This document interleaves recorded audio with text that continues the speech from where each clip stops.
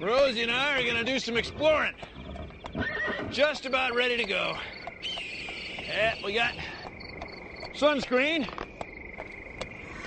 And I got my canteen. I got a cell phone. And I got my canteen. I got some granola bars. And I got my canteen. So, Rosie and I are ready to go. You say we head out. Well, let's go. Oh, I got my canteen. Bill Nye the Science Guy. Bill Nye the Science Guy. Bill Nye the Science Guy. Science rules. Bill Nye the Science Guy. Inertia is a property of matter. Bill Nye the Science Guy. T minus 7 seconds. Bill Nye the Science Guy. Brought to you by the Dromedary LX from Kobe Motors.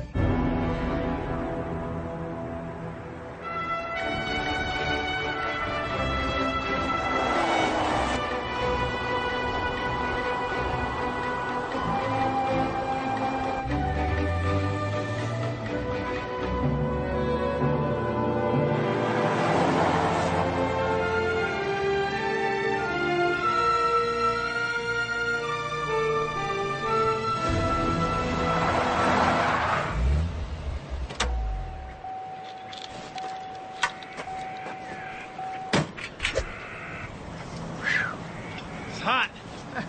It's a desert. Now, about 1 out of every 5 places, a fifth of the land on Earth, is a desert. They receive very little rain or snowfall, so they're always dry. And the things that live here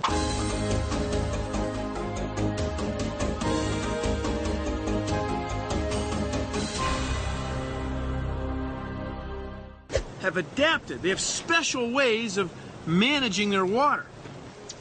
See, deserts aren't hard to find. It's around here somewhere. Hey, it's right here. Hey, look, here it is.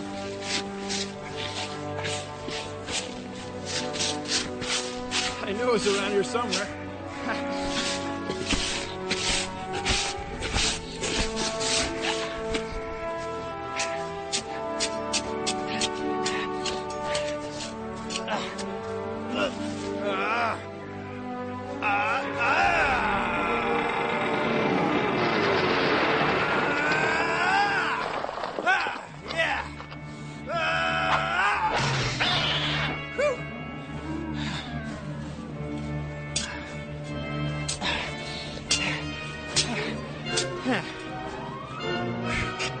I thought it was right here.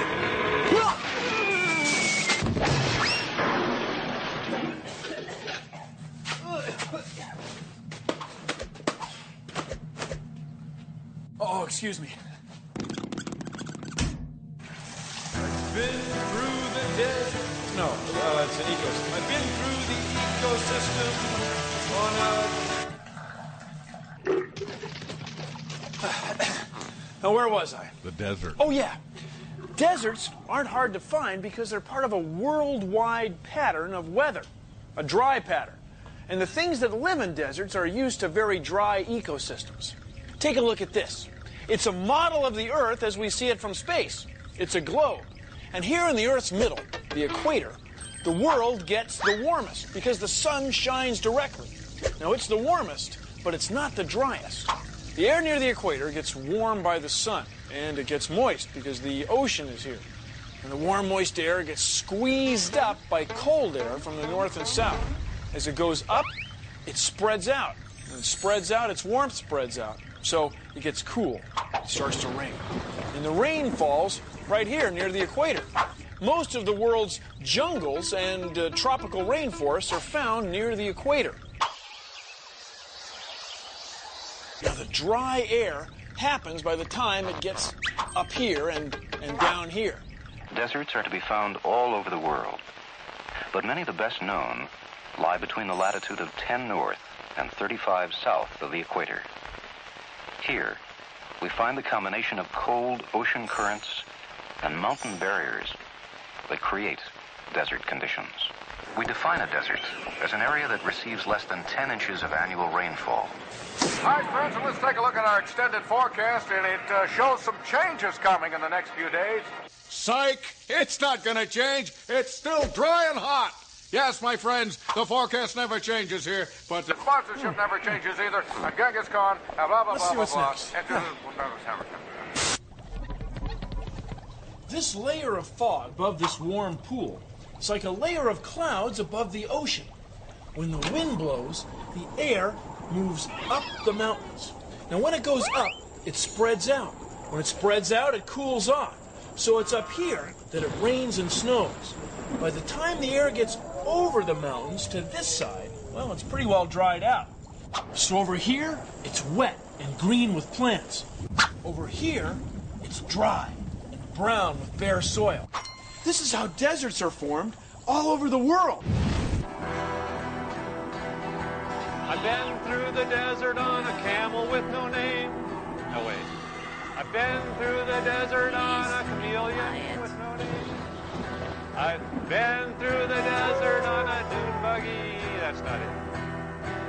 I've never actually been through the desert, but I know it's a large area of land that gets very little rain or snow.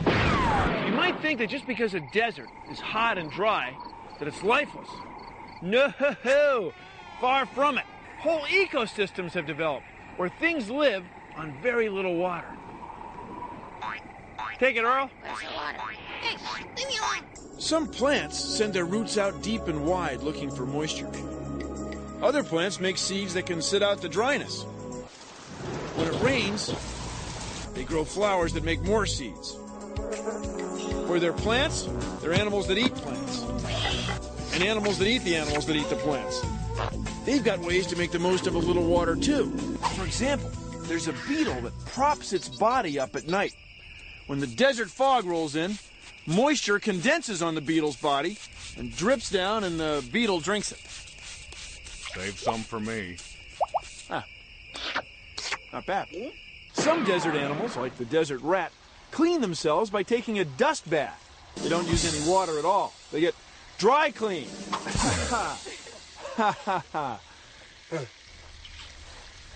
Other desert animals.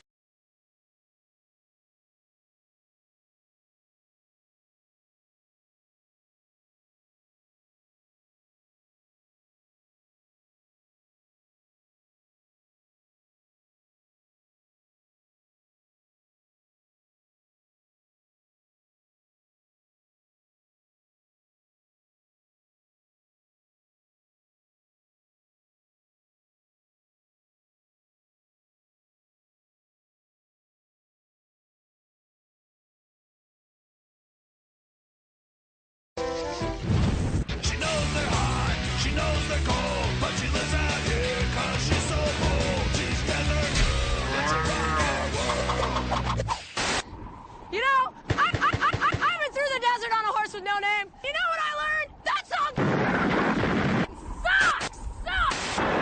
Did you hear me? Are you listening? Are you listening to me?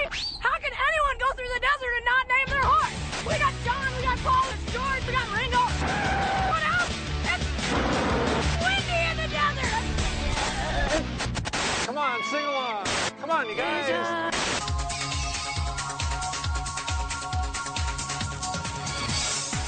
Hot deserts are cold at night. Please consider the following. The night in the desert is cold because there's nothing to hold in the heat. Take a look at this. It's our desert temperature simulation system of science. And this tub of sand is like the desert floor. It's a sandbox. And this, keep those French fries warm light, is like the sun. And here is a temperature probe. Oh, Careful. doggone it. Careful. Careful. Careful. Careful. Careful. And here's the thermometer. Right now it says 122 degrees Fahrenheit. That's an old way of measuring temperature. It's about 50 degrees Celsius. So here's daytime, and it's hot. At night, the sun doesn't shine.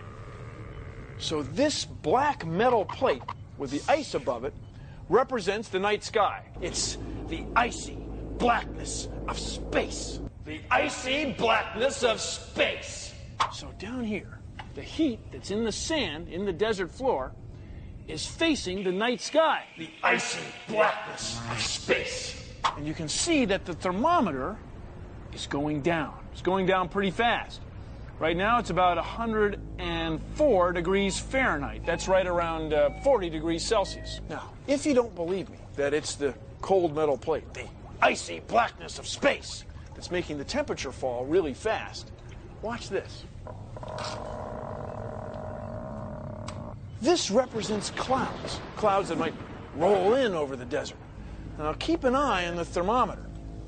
See, there are clouds in most parts of the world, and most parts of the world don't go through the temperature swings that we see over the desert. There. It's starting to go back up. Just like that. See?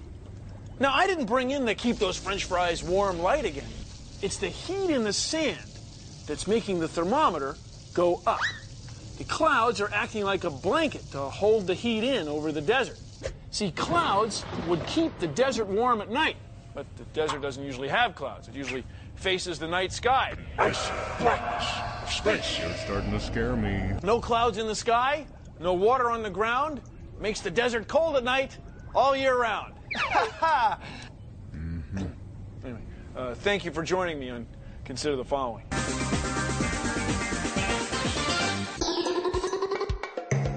Check this out. I did this really cool experiment with a leafy houseplant and a desert plant, like a cactus.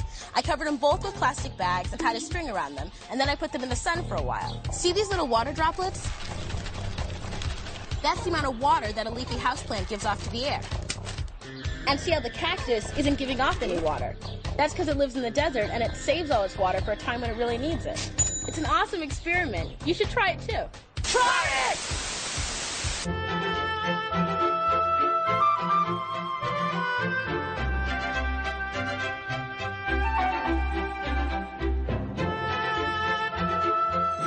These are saguaro cactuses, saguaro cacti. Saguaro cacti. Saguaro cacti. You probably recognize them, just like that. I mean, like that. That's because they look like cactuses. They're green and big. And right here, they're pretty far apart from each other. That's because they can't be as close together as you might think of trees in a forest because there isn't as much water. When you're a cactus, saguaro cacti, water is what it's all about. See, the cactus has no leaves, even though it's a very large plant. This one weighs several tons and is a few hundred years old. See, leaves are too thin and spread out. Water would evaporate off them too quickly for life in the desert. So instead, cactuses are green all over. The whole plant is absorbing sunlight all day. And it's filled with water. It's a spongy tissue that's wet inside. Water is your focus. And because water is so precious in the desert, water is what it's all about. Cactuses don't want any animals coming along and poking holes in them to get the water out. So they have these famous spines, which make it very hard to reach in to get to the green part. There, see, you see the spines? Right there. You see them? My name is Wendy Hodson, and I'm a scientist that studies plants, and not just any old plants, but desert plants. Deserts are dry. You don't have the water available to the plant.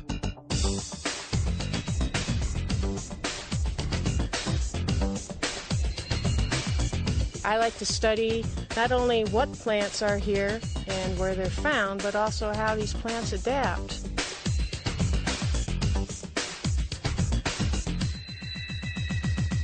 It's a hot job, but somebody's got to do it.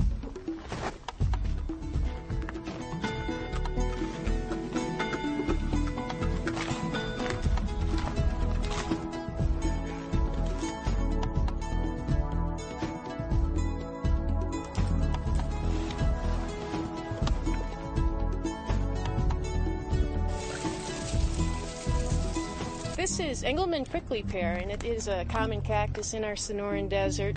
And even though it is common, I don't think it's been collected from this area. So I'm going to make a specimen of it and put it in our herbarium, because these spines do hurt. And you have to be very careful. That's why people don't collect them very much. I've cut open this prickly pear pad to make a specimen, and you can see the inside. It's very moist, it's very sticky, and this moist tissue helps keep the prickly pear pads from drying out. This is one of the many adaptations that this and other desert plants have developed to deal with the very dry conditions of our desert.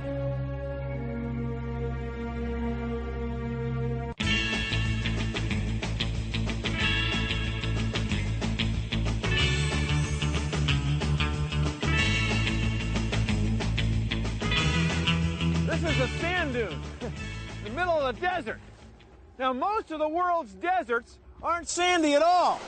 20% of the world's deserts are covered with sand. The rest are covered with desert soil, so usually hard, sometimes called hard pan. Hard pan. It's hard. It's desert soil. Now, desert soils can be full of clay and stiff. They can be white and chalky, full of chalk. They come in all different colors, but all of them are dry. They have very few living things on them, and therefore there's very little stuff in the soil that comes from living things. Desert soils do not have very much material in them from decaying plants and animals, dead living things. No, that's because there aren't many things living on top of the soil. That's because it doesn't rain very much. I mean, it's dry. It's a desert, for crying out loud. This part of it's sandy, though, I'll tell you that. Whew. Arid winds dry the land and create swirling dust clouds. For thousands of years, the winds have removed what surface soil existed, leaving behind rock, gravel, and sand. Hey, Bob, you're sweating like a pig. I know. I've been thinking of getting my sweat glands removed. Hold on, Bob. Not so fast. Try my Desert Extra Extra Extra Dry. Desert Extra Extra Extra Dry? Desert Extra Extra Extra Dry fights wetness the same way nature creates deserts, by building up ridges that make moisture fall before it can reach your underarms. Will it keep me drier than a prairie dog's butt? Why do you think they named it Desert? Thanks, Bert. You bet, buddy.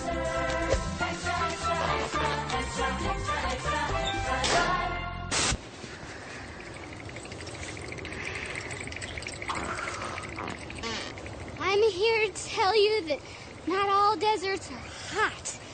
Some are cold, icy cold, freeze you to the bone cold, shivering, frostbitten cold.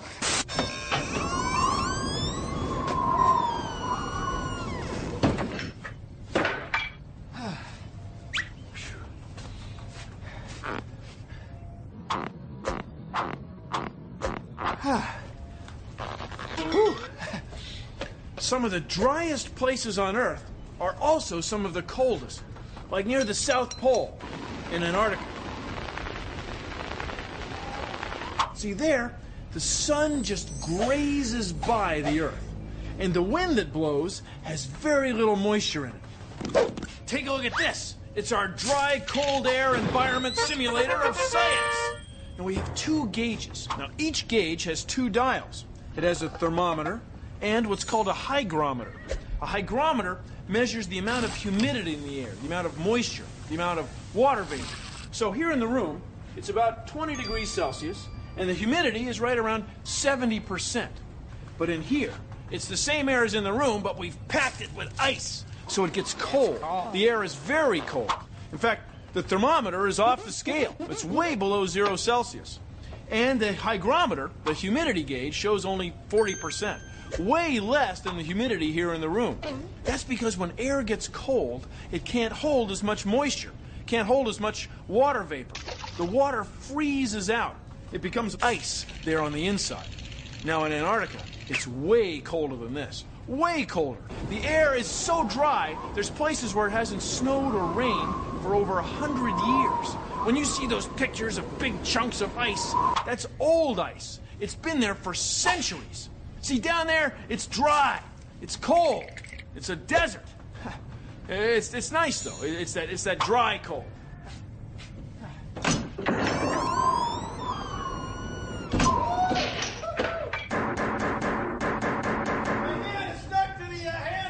Bummer. There are places on this here planet where you have to be alert.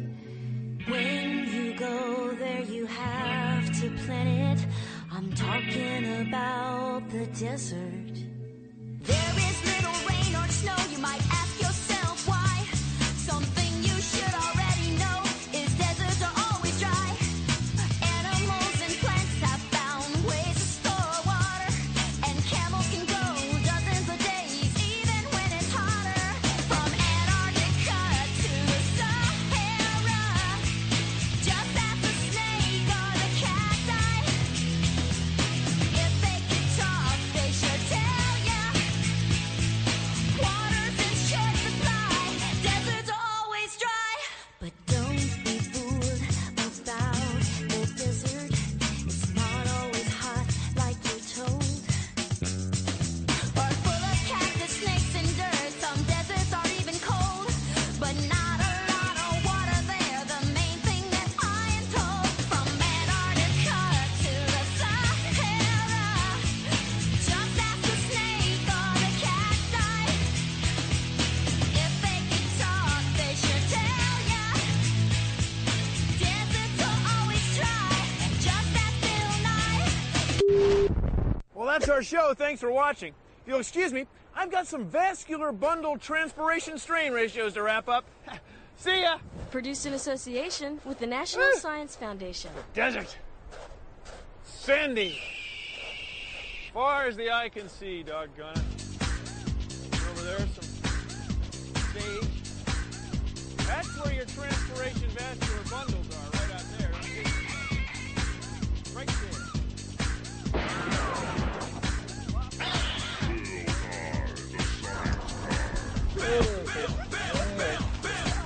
Yeah, another day at the office. I think I'll sit like this.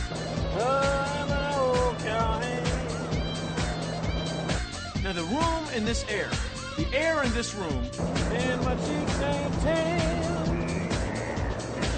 Take a look at this. It's our desert temperature system.